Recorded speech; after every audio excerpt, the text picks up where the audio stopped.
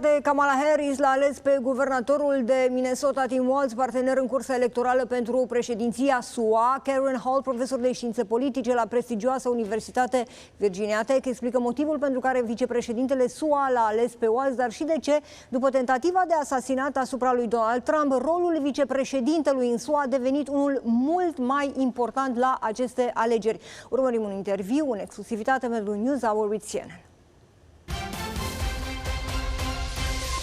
Well, two things probably at the outset is that in the United States context, what the vice presidential nominee brings to the ticket from both sides is strengthening the person running for the presidency, in this case, former President Donald Trump and Vice President Kamala Harris.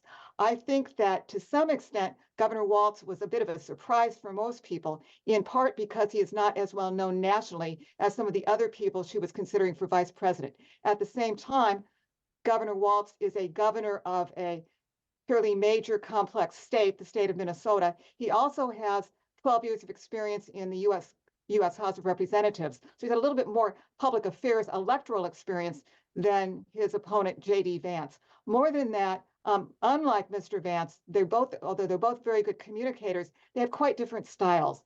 Governor Walz is from a more rural farming kind of background. He spent many years of his life teaching high school. He coached high school football in the United States context, which in smaller towns is a very big deal.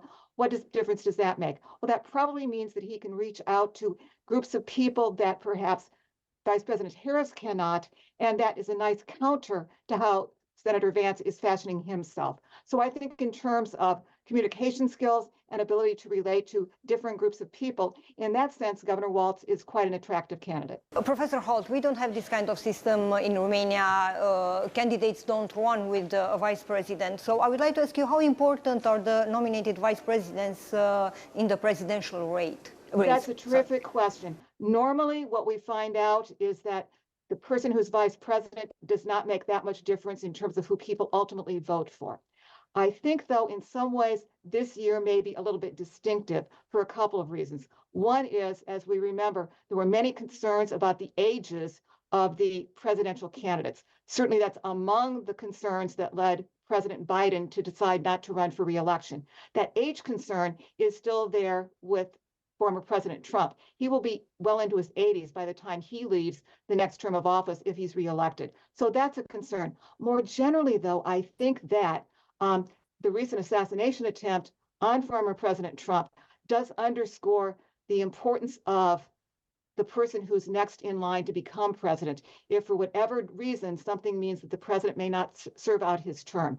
So in that sense, people are going to be paying a lot more attention to the two vice presidential candidates, I think. Even though political analysts said after the assassination attempt that Donald Trump will surely win the election, we see today's polls, and the polls are showing the fact that the Democratic nominee is leading the Republican nominee. What could change in the following months?